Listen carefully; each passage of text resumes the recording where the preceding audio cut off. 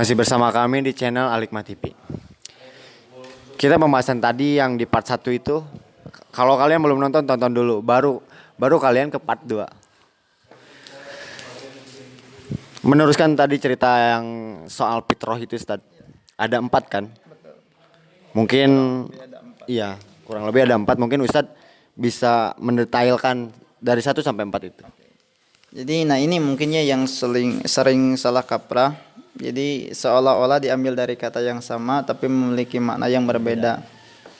Jadi seolah-olah kata-katanya sama, al-fitru dan al-fitro, tapi beda. Mengenai al-fitro kurang lebih ada 4. 1 bada'ah, yang kedua khalqah, ciptaan, yang ketiga al-islam, dan yang keempat al-mitsaq, perjanjian. Nah ini mungkin, dan orang-orang yang memaknai atau memahami bahwa Idul Fitri itu kembali kepada fitrah bukan tidak berdasarkan dalil, tapi memang ada dalil yang mendasari mereka bahwa Idul Fitri itu kembali kepada fitrah, artinya seseorang bersih dari dosa. Hadis yang diriwayatkan Imam Ibnu Majah, di sana dijelaskan bahwa bulan Ramadan merupakan syahrun kataballahu alaikum siyamahu, bulan di mana Allah wajibkan atas kalian itu saum, wasanantu lakum qiyamahu, dan aku sunatkan kepada kalian apa qiyamahu, artinya qiyam Ramadan yang dikatakan tarawih. Jadi diwajibkan saumnya, disunatkan qiyam Ramadannya, begitu Bang Asep. Lalu apa? Ternyata jadi paman somahu wa qomahu imanan wahtisaban, barang siapa yang melaksanakan saumnya dan qiyamnya didasarkan iman, wahtisaban, dan mengharap ridha Allah, gitu, kharaja min dzunubihi kayaumin waladatu ummuh. Nah ini yang menjadi dasar. Maka ia akan keluar dari dosanya kayaumin waladatu ummuh, seperti ia baru dilahirkan oleh ibunya. Bahkan ini diperkuat, bahkan ditafsirkan oleh hadis yang lain yang diriwayatkan oleh muttafaq alaihi, apa? Kullu mauludin yuladu alal fitrah. Jadi setiap bayi yang dilahirkan lahir dalam keadaan fitrah, artinya suci dari dosa, gitu. Lahir dalam keadaan Islam, tidak tercampuri oleh akidah-akidah yang lain yang merusak. Nah ini artinya orang yang melaksanakan saum dan qiyam Ramadannya imanan wahtisaban seperti tadi, gitu, berada dalam kefitrahannya, suci dalam dosanya. Tapi kalau misalkan melihat riwayat lain, gitu, riwayat Ibnu Majah ternyata tidak terlepas dari kelemahan. Ada sisi kelemahannya juga. Ada sisi kelemahannya juga. Karena kalau misalkan melihat satu hadis, gitu, bahwasanya as-shalawatul khamsu wal jumu'atu ila jumu'at wa ramadan ila ramadan mukaffiratun ma bainahunna idza tunibal kabair, kan gitu. Salat 5 waktu dari Jumat ke Jumat, dari Ramadan ke Ramadan, ini bisa menjadi mukaffirah. Ini bisa menjadi penghapus dosa dari satu waktu ke waktu yang lain, idza tunibal kabair, selama dia menjauhi dosa besar. Nah ini yang harus kita garis bawahi itu. Jadi kalaupun seseorang sudah beres Ramadan tapi meninggalkan dosa besar, artinya dia tidak bersih dari dosa. Karena dosa besar itu tidak bisa dihapus dan dihilangkan kecuali dengan tobat. Tobatan nasuha. Bahkan mengenai saum Ramadan itu sendiri apa? Man shoma Ramadana imanan wahtisaban ghufira lahu ma taqaddama min dzanbi. Nah ini, barang siapa yang melaksanakan saum di bulan Ramadan imanan, karena dasarnya iman, wahtisaban, dan mengharapkan ridha Allah, yang diampuni dosanya yang mana? Ghufira lahu ma taqaddama min dzanbi, akan diampuni dosanya yang telah lalu. Artinya bukan dosa-dosa semuanya bersih dari dosa. Ketika dia meninggalkan dosa besar, itu tidak bisa dihilangkan, dihapus, melainkan dengan tobat. Nah ini, jadi makna Idul Fitri itu sendiri yang pas hemat kami apa? Bahwa Idul Fitri itu hari rayanya untuk berbuka. Dalam satu hadis dijelaskan apa? Bahwa makna Idul Fitri itu sendiri, al-fitru yauma yuftirun nas wal adha yauma yudhahin nas. Jadi al-fitru Idul Fitri itu ialah hari di mana orang-orang berbuka. Wal adha yauma yudhahin nas, sedangkan Idul Adha hari di mana orang-orang menyembeli. Bahkan Rasulullah mengharamkan pada hari raya Idul Fitri tanggal 1 Syawal untuk melaksanakan saum. Haram, artinya ini merupakan hari raya berbukanya manusia dari melaksanakan saum sebulan penuh. Bahkan di riwayat lain dijelaskan juga la yajalun nasu bi khairin ma ajalul fitra. Tidak henti-hentinya artinya manusia senantiasa berada dalam kebaikan ma'azalul fitrah selama ia menyegerakan dalam berbuka. Nah ini. Jadi setelah sebulan penuh ditutup dengan hari raya Idul Fitri, hari raya di mana berbukanya orang-orang, di mana merayakan kemenangannya seseorang sekalipun di tengah pandemi. Nah ini yang paling pas. Jadi hari raya itu bukan kembalinya seseorang kepada fitrah bersih dari dosa, melainkan hari raya Idul Fitri itu hari raya berbukanya seseorang. Nah itu mungkin Bung Asep ada pertanyaan sedikit mungkin. Sedikit aja mungkin ternyata kan kita menambah referensi ya. Karena memang bisa berbeda makna tentunya kan. Ternyata tadi mungkin secara sedikit menarik garis bawah apa yang disampaikan oleh Pak Ustadz bahwa mengenai dosa yang tadi ketika ada dalilnya yang mengatakan bahwa barang siapa yang melaksanakan saum di bulan Ramadan karena iman dan takwa mengharap dari Allah SWT maka diampuni dosanya setahun yang lalu. Berarti ada pengecualian ya Pak Ustadz ya?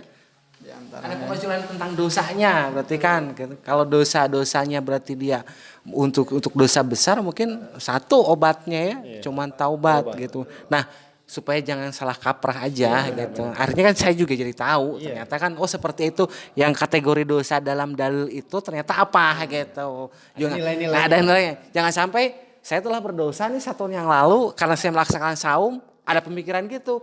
Ternyata saya sudah diampuni sama Allah gitu kan.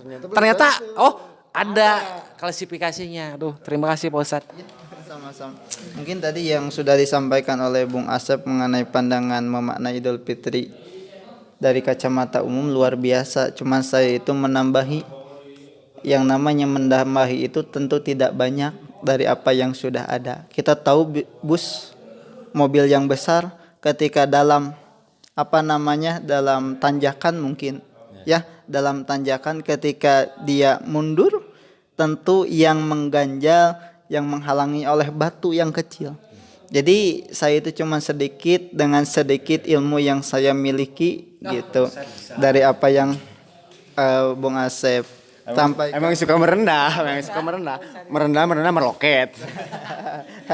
Nah ini mungkinnya di antara referensi yang saya miliki, karena dari satu tahun ke belakang saya menyampaikan kalau tidak salah saya diamanati menjadi khatib di Gading Getuk kedua dan saya bahas mana seperti itu. Memang awalnya saya memaknai dan mengetahui bahwa Idul Fitri itu kembali kepada fitrah, tapi ketika saya menggali lagi mendapatkan ilmu dari beberapa narasumber, ternyata ilmu itu luas banget. Bahkan saya ketika bertemu sama host kita yang tersohor Pani dengan Bapak Asep narasumber, ilmu yang didapatkan Masya Allah luar biasa. Kalau melihat ternyata saya tidak ada apa-apanya dibanding mereka berdua. Kita suka seperti itu ya. Iya, emang. Merendah meroket gitu. Tapi Realita. Jadi ibaratnya saya juga menambahkan, apalagi ilmu saya Pak Ustadz belum ada apa-apanya gitu. Apalagi saya. Cuman kadang memang orang ketika berkhutbah dalam memaknai Idul Fitri di salat ini memang jarang ada yang disampaikan seperti itu Pak Ustadz. Benar. Betul kan? Artinya ketika orang berbicara tentang Idul Fitri bagaimana hanya dirasakan itu dimaknai itu dengan kembali ke fitrah, kembali kepada kesucian. Ternyata ketika digali ada beberapa referensi dengan narasumber yang tentunya harus dapat kita percaya ya Pak Ustadz ya. Dan itu tidak sembarangan tentunya Pak Ustadz seperti itu. Ternyata maknanya seperti itu. Jadi bukan apa yang seperti yang kita lihat sesungguhnya gitu kan. Kadang kita menilainya dari luar, padahal ilmunya emang nilainya banyak. Betul Bung Made. Jadi sedikit saya terbuka, akhirnya saya punya referensi. Jadi ibaratnya saya punya referensi yang lain lagi, menambah referensi dan hasanah ilmu saya dari Pak Ustadz Rohman. Mantap. Sedikit pesan dari saya untuk kalian semua, ingatlah, ihfazillah yahfadka. Jagalah Allah, maka Allah akan menjagamu. Menjaga dari apa? Apa Ustadz? Menjaga dari aturan-aturan yang Allah telah. Nah itu. Mungkin ada sedikit pesan untuk anak-anak dan subscriber yang ada di rumah dari Bung Asep. Oke, terima kasih. Sebetulnya saya sudah kehilangan kata-kata ini karena Sudah bingung ya? sudah bingung karena luar biasa sekali tadi pesan yang disampaikan, perbincangan juga. Tapi sedikit saja mungkin dari saya. Artinya bukan kita harus berhenti pada hari ini, bukan berarti kita harus apa yang kita lakukan hari ini kita harus berhenti di tengah wabah dan pandemi. Sebarlah kebaikan, sebarlah manfaat kepada siapapun, kepada orang manapun, karena dengan kebaikan bahwa kebaikan itu pula akan datang kepada kamu. Mantap. Dari saya. Ada sedikit pesan untuk rekan-rekan kita yang ada di luar sana. Masya Allah, mungkin ya tadi Bung Asep mengatakan sudah habis kata-katanya, tapi apa yang dipaparkan sangat panjang. Apalagi saya mungkin Panjang bisa. sudah habis oleh mereka berdua, tapi yang mengikuti harus dipaksa oleh host kita Pani untuk menyampaikan pesan-pesan satu sedikit, mungkin tidak, insya Allah tidak akan banyak, tidak akan panjang. Tidak ada orang pintar yang tidak membaca. Artinya yang namanya membaca harus sebagaimana dalam Al-Quran penjelasan Iqra, bacalah. Dan terakhir mungkin ya, dan itu mungkin hasil dari apa yang saya baca, ketika kita ingin sukses, bahkan tidak ada satupun manusia yang tidak ingin sukses, semuanya pasti sukses, namun rahasia yang tidak diketahui apa. Inna saronajah fil haya ihsanusillah billah. Sesungguhnya rahasia kesuksesan dalam hidup tidak lain adalah ihsanusillah billah, membaguskan hubungan dengan Allah. Subhanallah, subhanallah. Oke, sekian yang bisa kami sampaikan. Terima kasih Bung Asep, Pak Ustadz Rohman telah berbagi cerita dan memperjelas sisi pandangan, sedikit pandangan yang mungkin banyak pertanyaan dari masyarakat, entah rekan-rekan. Sekian dan terima kasih. Jangan lupa like, comment, and subscribe dan share juga. Sekian dan terima kasih. Kami keluarga besar Al-Hikmah TV mengucapkan taqabbalallahu wa minna wa minkum. Entah itu ada dosa kecil, entah itu ada dosa besar, semoga kita senantiasa memaafkan dan membukakan ini selebar-lebarnya, hati kita selebar-lebarnya. Oke, wassalamualaikum warahmatullahi wabarakatuh. Stay tune.